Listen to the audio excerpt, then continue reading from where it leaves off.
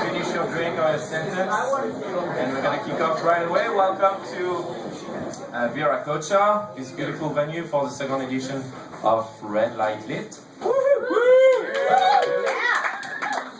So for those of you who were not here last month, this is an evening dedicated to showcasing the work of local, very talented writers.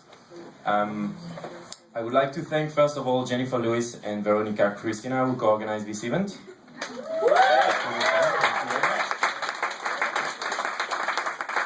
And so tonight, my name is Matt, in case you care. I'm going to be your MC.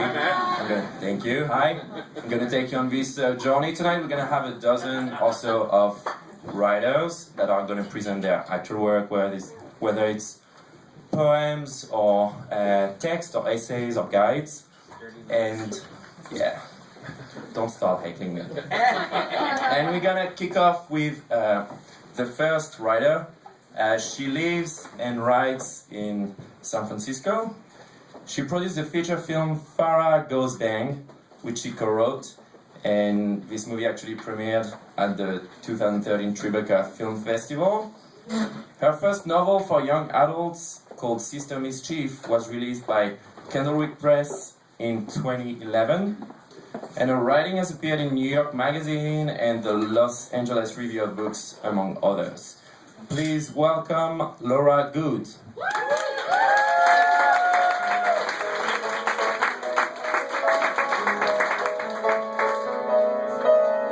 Get entrance music? That's awesome. I've actually never heard my bio read in such a sexy accent. Do you want to just come to all my events? Hi, I'm Laura. I'm here to overshare with you. It's such an honor to be here. I want to thank Jennifer and Veronica as well. They are badasses. And how do I say this? This is a story about the fervent, earnest, totally misguided stalking that I did of a woman I loved when I was 19. Yeah, I'm just going to leave it there. This is an excerpt of an essay I wrote called If You Still Hate Birds. It is available in its entirety in the collection they have going on back there. You can also Google it, and it is available on the internet. If You Still Hate Birds. It took us about 4 hours to trade poems and less than 24 to start writing letters. I met her at the going-away party for our mutual boyfriend's roommate. We eyed each other from across the circle of people all night, parrying, each trying to prove herself bolder, each trying to appear more indifferent to the other's presence. It was probably clear that I was terrified of her, and it was obvious that she loathed me. I made a bad joke at one point, wondering aloud if smoking too many cigarettes at a single party could give you instant cancer, and she rolled her eyes and replied in a voice electric with disdain, I think cancer requires a lot of cell mitosis. She'd broken up with our boyfriend the summer before. I'd dated him in the fall, and by the time he dumped me 2 days before my 19th birthday, it was as pungently apparent as cat piss in carpet that he was still in love with her. She swigged vodka straight from the bottle, and if she had something to prove by it, she proved it. When she spoke, you believed her. I came to blame him much less for still being in love with her. The elephant in the room is one of my favorite people. Where others tend to avoid the obvious and uncomfortable, I tend to walk up and introduce myself. The tension at the room was like a fog, opaque, narcotic. At some point in the intermediate stage of the party, she got up and went downstairs. I saw in the calculations of manipulation and charm I spent my life computing that if I wanted to find her alone, all I had to do was follow her. I found her in the bedroom, her back to me, squatting as she examined the back of a book. Her pinstriped black pants gapped just above her ass, exposing an ivory stretch of back, like that Man Ray photograph of the violin girl. It would be cruelly dishonest of me to continue without revealing one key detail. After the boy and I broke up, I spent my birthday being consoled, a little more nakedly than I'd intended to be, by one of his friends who dropped the password to my new ex-boyfriend's email account so casually it could have been a penny. What happened next, you might wonder? For an excruciating month thereafter, I read my ex's email so compulsively that I veritably lived inside it, becoming a spy of the worst psycho ex-girlfriend variety.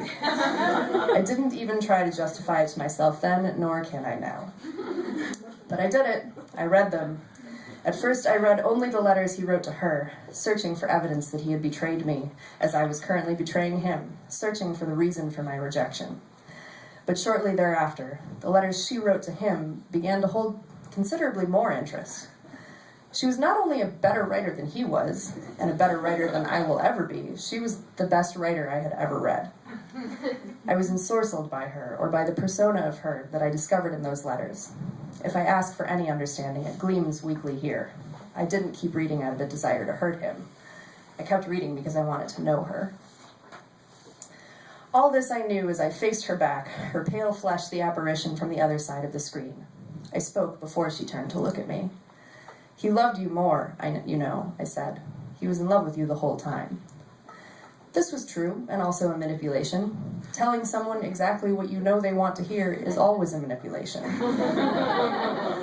When she turned, the look on her face was no longer the proud defiance I'd watched her carry all night. It was a kind of grace, an agreement to breach the distance between us, a concession to the commonality of having been hurt by the same person.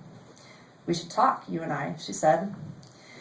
We ended up back in her room, in the dorm that everybody said was built as an insane asylum, even though it was actually built as an orphanage. She showed me the poems she wrote about him, and I showed her the poems I wrote about him. Hers were better. I thought I'd like you, I said. I knew somehow. I hated you, she said bluntly. I was glad you were just a freshman, and I was glad you were blonde. Why? I asked, laughing, shocked by her bluntness.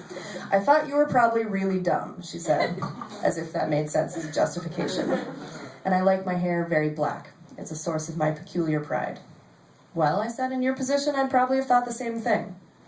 Actually, you're a lot smarter than I thought you'd be, she said. It was inevitable that we would write letters. Years after the last time we talked, I assemble all of the letters, realizing that they total almost 200 pages. It is evident both from what we learn about each other and from the letters themselves that our approaches to writing are completely different. She agonizes over every word, taking a whole afternoon to write a paragraph, and thus achieving an exquisite precision that leaves professors in thrall and wins her awards, the diction of one destined to be an academic star. I write then, and now, in a kind of ecstasy, in love with the explosion, less attuned to every grain of the gunpowder. She hardly drafts, anguishing over every word to write exactly what she means to say in the first explosion, no matter how long it takes her. I veritably vomit onto the page, routinely discarding in the second half what I've written in the first. Her letters are like precious stones, marbled, jagged, luminous.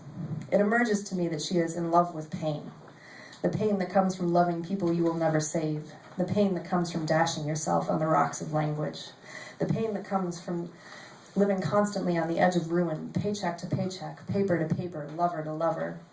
She is voracious, hysterical, and unforgiving, as well as unimaginably kind. As she gives love, she demands exhibits of mine and tests its limits. I test her in return. It does not seem strange to either of us to write letters almost as frequently as we see each other, to craft elaborate, passionate missives to a pen pal 3 blocks away. Incredibly, I tell her about my email transgression on a cold night in January, and she does not balk. She is surprised, but hardly shocked. One of her greatest virtues, I learn, is that she is virtually unshockable. By now we know that we are the same kind of addict, to language, to information obscured, to the magma of things. And she seems to understand my motivations for doing the worst thing I've ever done. She almost defends me, with a resignation, something like, who in your position would do anything else? She is allied with me in being hurt by the same person, and if my actions are defensible, so are hers. The very fact of our friendship, in a way, is a betrayal, one she alone is forced to defend to him, having fallen back in love with him. Her loyalty, I learn, is fiercely absolute, even when it tends in diverging directions. She picks up strays and stands beside their flaws and injuries and matted parts, and I am her favorite stray, newly. Over months, our diction begins to twin. Like her, I begin to drop personal pronouns. In our diction, we don't write, I'm back from the library and feeling a little sick, how are you? She writes, got back yesterday after a nightmare, call. She writes, you speak my name in incantations when you are not well. I write, I'm wearing no underwear, you've stolen it.